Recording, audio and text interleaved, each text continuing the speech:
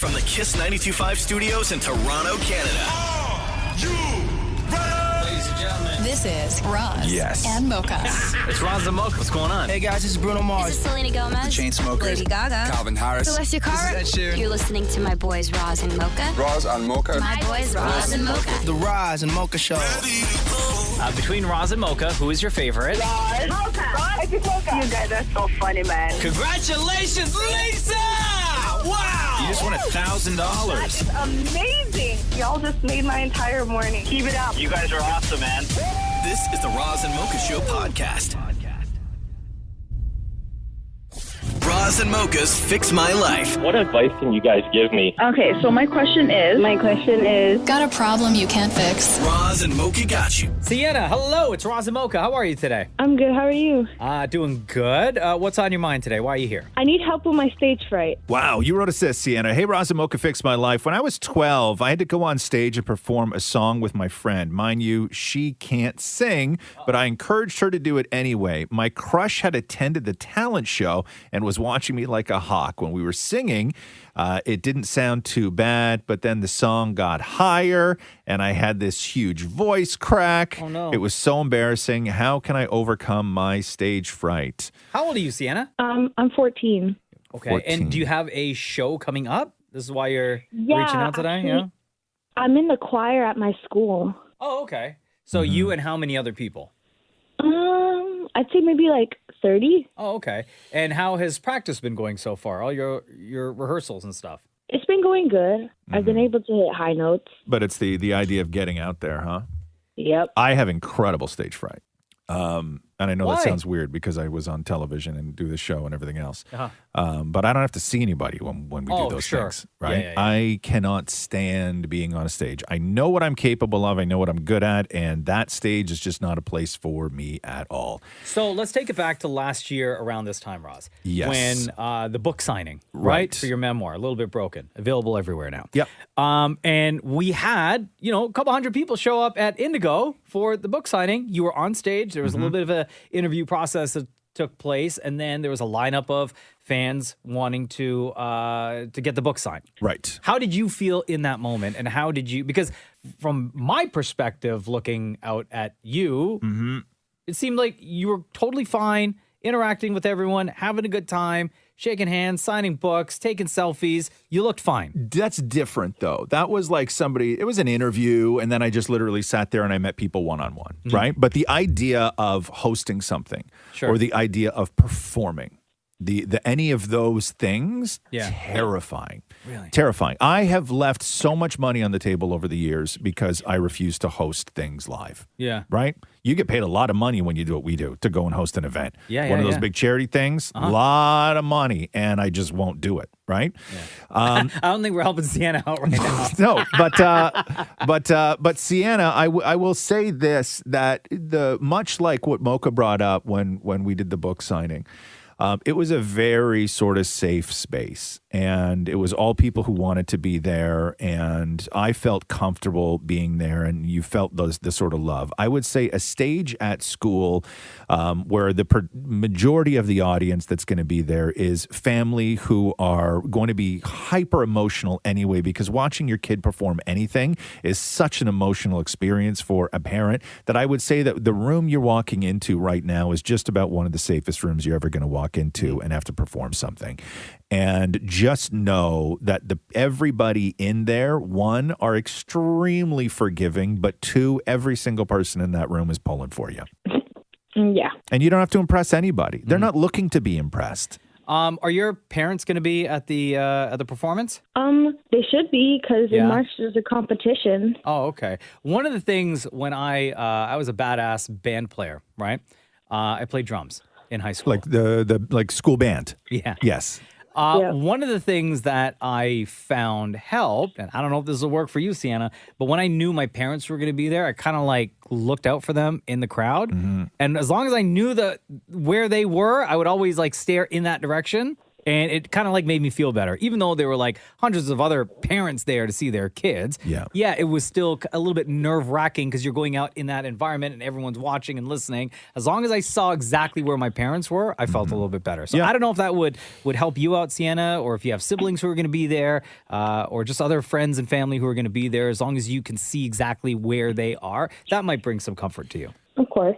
Yeah. Also, Sienna, I would say that for a lot of times when you're nervous about walking on a stage or about a performance, a lot of those nerves come when you're doubting how prepared you are. And so I think that one way to kind of get over that and not have that interfere with it is to just make sure you are incredibly over-prepared for it. So there's no doubt in your mind about what you're supposed to do on the stage. Mm-hmm. Right? Have that confidence, girl. Yeah. Does that help, Sienna? Yeah. All right, girl. All the best. Thank you for reaching out and thank you for listening. Thank you so much. Roz and Mocha's Fix My Life. On Kiss. Roz and Mocha's Fix My Life. What advice can you guys give me? Okay, so my question is... Got a problem you can't fix? Roz and Mocha got you. Amanda, it's Roz Mocha. How's it going? I'm good. How are you? Good, thank you. Why are you here? Tell everyone. Because I want to know who really is my daddy. Oh, wow. Okay, so, geez, this is a tough one here. So you wrote us this. Hey, Roz Mocha, Fix My Life. About 5 years ago, I took a 23andMe DNA test, which revealed that my biological father is not who I initially thought. Confronting my mother only led to vague explanations. After some searching, I found my biological father, who's aware of my existence, has 2 younger children, and surprisingly lives just 15 minutes away from me. Last month, I had a brief phone call with him, but I had to mention the possibility of moving to another province just to make it happen. Wow. Waiting 5 years for this conversation has been quite frustrating. Every time I reach out, he claims that he's too busy or it's not a good time. I'm not looking to build a deep relationship or know him extensively. I simply want to understand my heritage and my roots. However, he constantly provides excuses. How can I encourage him to face this situation head on? Exactly. Are these all phone conversations with him, or are you communicating through text or like Facebook or something? In 5 years, I've only had one phone call with him, which was the one I just recently had. Right. What prompted you to take the test, the DNA test? Personally, I had like a lot of health issues and stuff that really made no sense because nobody in my family had the same kind of issues that I had. Gotcha. So I did my DNA, my husband did his DNA, and we even did my son's DNA to kind of get some answers behind all of it. Mm-hmm. And when you compare everything, I know that men carry more of like their father's DNA and women carry more of their mother's. So when it came back and said it wasn't what I thought I was. So how did you, but wait a second here. How did you know that the guy that you thought was your dad wasn't your dad? Like, was he also in the 23andMe system? He's Italian, and I have no Italian in me at all. Oh, so what Gotcha. were your mother's vague explanations, as you put it? There's a possibility that you have a different father. Oh, Okay. was that the extent of the conversation? More or less, yes. When I confronted her about it, there wasn't much explanation behind it. Right. Just in the sense of, oh, there is a possibility. Well, why didn't you tell me this years ago, considering my mom was adopted? Right. So the guy who raised you, the Italian, does he know anything about this or no? I asked my mother to tell him, but I don't believe that she truthfully did. Okay. And was he like a loving dad? Everything else raised you right? Definitely not. Oh, okay. Oh, But I have 2 other siblings on my biological father's side that I've never met. Right. And I have 2 siblings on my mom's side. And those were the 2 that I was raised with. So they were treated differently than I was. Okay. So your biological dad obviously doesn't want you in his life. No, not at all. yeah, it doesn't sound like it. Yeah, he doesn't want you in his life. And it doesn't sound like he's told his family about you, which is why he's hesitant to have any type of communication. They do actually they know do. about me. I've met my biological aunt and my biological grandmother as well. Okay, so when you say that your biological dad was aware of you, of your existence, does that mean that your mom told him? He questioned my mom years ago. and my mom told him that I wasn't his daughter. Okay, so your mom didn't know. Your mom was probably confused. Did she know? Did she know 100% that you were this guy's kid? No. No. Okay. Oh. So she didn't know 100%. Did she think may have that thought. there was a possibility that you're the daughter of the Italian? That's what she thought, and that's who she brought me up with. Right. So was she messing around on the Italian with this other guy? Yes, she was. Yes. Okay. So your mom was having an affair. Yep. And So she got pregnant. That's why she's hesitant to talk about it. Okay. He may be your father. Yes. And Oh, boy. and was this other guy, was your biological dad hooked up at the time as well? I believe so, yeah. Okay. So they were both Oh, having an jeez. affair. Right? Amanda, no So- wonder nobody wants to talk about it. Okay, so Damn. this guy doesn't want to nuke his life because you showed up. No, and I get that, but like all the hard work's done, right? You don't need to raise me. I'm not here for a handout. Right, but what do you want from him, though? I just want to know where I came from. I just want to know my roots, what kind of background they have, medical history, things like that. So have you phrased it that way? Have you said, "Hey, listen, I don't want a relationship with you, but if you could just sit down, take an afternoon and just answer these questions in an email to me, just so I kind of have a map of where to start looking. I won't ask you for anything. I'm not going to ask you to come to my birthday party, but I just have questions, and you right now are the only person in the world who has answers, and I think you owe me that." Ooh, yeah, perfect. I feel like that's what I deserve. But he's very vague with the answers that he gives me. Right. Okay. But yeah, have you said that, though? Like everything that Roz just said? I basically told him, I just want to know my medical history. I just want to know where I came from. If I can develop a relationship with you one day, great. He doesn't want that. He doesn't want a relationship with you. You just so if it's answers that you want, then write up the questions. Fair enough. And just leave it at that. Yeah. Fair enough. Don't mix the two, because right now it sounds like you're kind of floating back between the two, where he may think that you're saying, "Hey, I just need answers," is like the honeypot to get you into his life. Right? So don't mix the two. Don't mix the two. Just go in straight and say, "Hey, listen, I don't need you to be my dad. I got one of those, kind of lousy, but what are you going to do? But I have questions, and you're the only one who can answer them. So just be a human being. You don't have to be a father, but just be a human being." Exactly. That's how I look at it. Does that help, Amanda? It definitely does. So I really appreciate it. All right, girl. All the best. Thanks for reaching out. Scandal. Awesome. Thanks, guys. You're a child of scandal. Yeah, I definitely am. Damn. Roz and Mocha's Fix My Life. On Kiss. All right, Cindy, it's Roz and Mocha. Time to get into it. Welcome to FML. Let everyone know what's going on in your life. Okay, I'm looking for some advice about friendship, facing some friendship dilemma. Yeah, you wrote, it says, "Hey, Roz and Mocha, fix my life. On several occasions, I've turned to friends I thought I could trust with whom I've had a relationship for some time. However, it seems that these friends only reach out when they need advice, and I've always been very helpful, but when I approach them for a favor, they tend to vanish and play a game of hide and seek with me. This is just one example, and there are many more instances like this." Give us an example of something that you've asked them for in return. Okay, just like it's a really simple thing because with my current situation, and I asked if I can just staying over for a night as a small favor. It's not like I'm gonna live for free.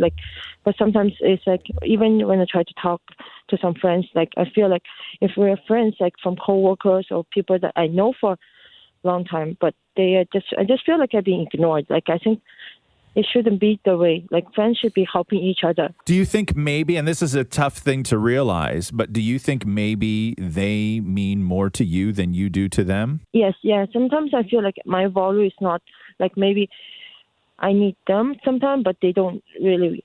They don't need me. you. Yeah. Are you the one that's always reaching out to them? Are you the one that's always texting them or calling to make plans or yeah? And sometimes I just give up, because I feel because what's the point? Because I've been trying to do my part if they are not respect me in a way. Now, are these friends from work or friends from your childhood, from school, from the neighborhood? Where do these friendships develop? Yeah, I have friends. One of them I have been be very honest with. I told her because from a high school friend. Yeah. And there were a couple of them from programs or other schools. One of them from workplace, but she has busy lives too. So I don't know. I'm not trying to ask too much, but sometimes I expect the same. Yeah, because if I'm messaging you or call you, you should, if you're not free, at least let me know, right? Not like keep me hanging there. Yeah, I mean, people are selfish, right?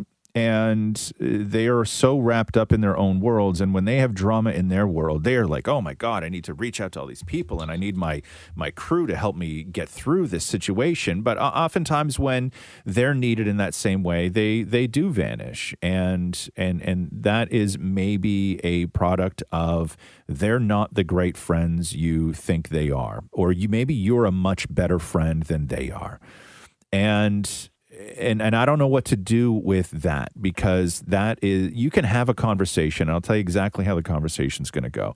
You could sit down and explain all of this to them. Hey, listen, when you guys need me, I am there. But when I got something going on, I reach out to you, and I feel like you're ghosting me. And they're going to turn this so far back on you and so fast that you won't even know what to do with that conversation. They're going to make you sound like you're that of course they're there, and they're there, but they're busy, and it's going to be awful. Like the whole situation is going to be awful if you bring this up. There's no sort of way to have this conversation with people who aren't already your great friends. If you have a great friend and they let you down, you can have that conversation because they will understand there's something in the friendship that needs to be repaired.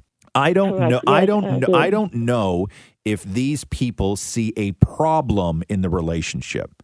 I think to them, it's fine. Cindy, do you have other people in your life that you could lean on for things like this, for when you need advice or you need to vent or anything like that? No. I tried counseling and other places, but not really. I just keep a diary, keep things to myself. But I have certain selective friends, but it's just been like a lot of situations with things like I have been very friendly, helping. I expect the same way.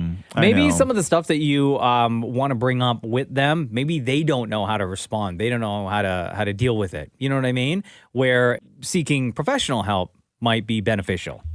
Yes. It would be great if everybody sort of gave what they got, right? It would be great. Agreed. That would be wonderful, but it doesn't work that way. Yes.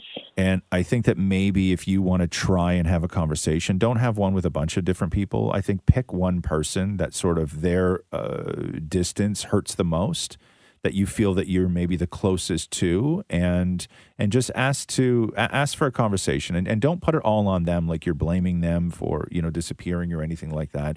But just let them know what they mean to you. And then at the end of that conversation, they may not even know that they were ignoring you. They may be completely oblivious, because people are often oblivious to the things that everybody around them is going through. But instead of just saying, hey, why don't you, just have a conversation with them to let them reassure them of what they mean to you. If I could do things on my own, I at my age, I would just be living independently, be on my own. I wouldn't have all those stress. Yeah. Yeah, it's tough. Maybe you sort of, it's a terrible thing to say, but maybe you look for new friends, which is an impossible thing to do as an adult. But there's things, there's places you can go. There's sort of groups you can join, kind of get out of the house, get out of your shell, get out of your head. And, maybe look into that. Maybe look into sort of expanding your friend group or your social group. Maybe that's the next step for you. Okay, Cindy? Okay. Okay, thank you. Okay, love. All right, girl, you take care. Okay, thank you. Bye. Roz and Mocha's Fix My Life. On Kiss.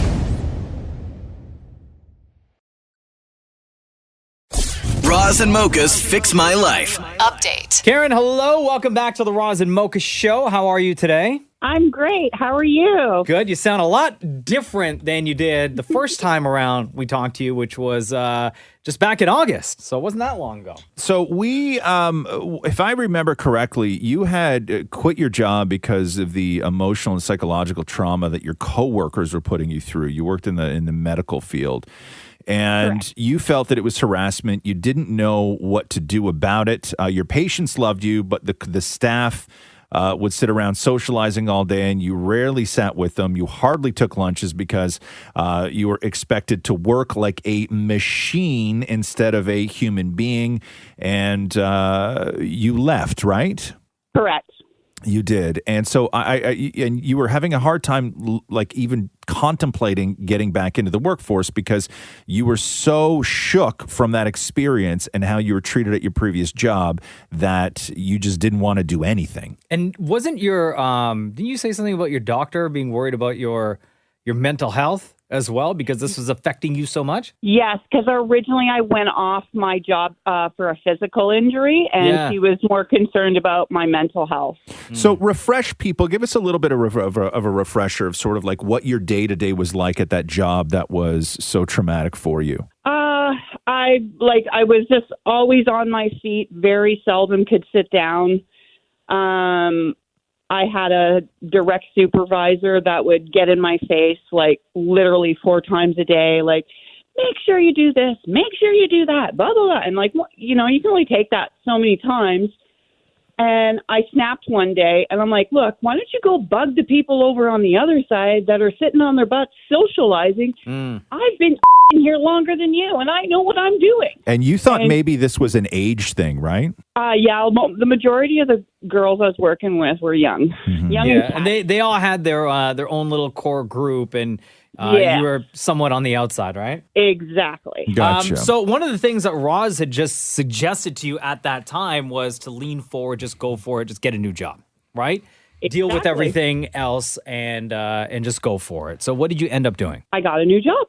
There you go. Easy. What are you doing now? I'm in the same profession, different position, but a much more positive atmosphere. Oh, nice. What are the people like that you're working with? Very bubbly, friendly. Like it's like we're a little family. And I've only been there. I'm on week 2 right now. Oh, wow. And you get along with your boss? Oh, she's wonderful. Yeah. And what about your the other staff? Are they younger? Are you closer in age now? What's the breakdown?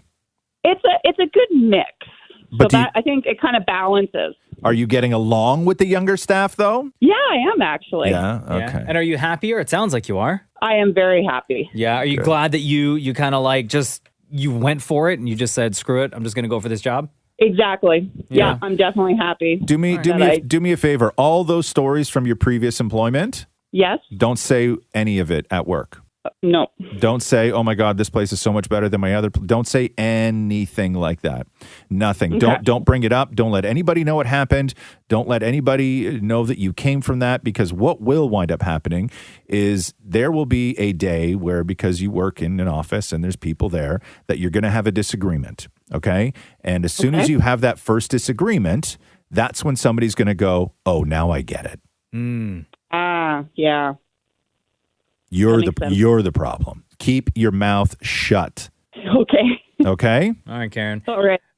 Real quick before we let you go, how's your mental health? Everything's okay? Everything's great. Yeah, are you still on the positive path? On the positive path. Okay. That's Good to hear, awesome. Karen. Thank you so much for getting in touch again. No problem. Thanks for listening to the Roz and Mocha Show podcast. Catch the guys live Weekday mornings from 6 to 10. on Kiss 92.5 Kiss925.com. or download the Kiss 92.5 app.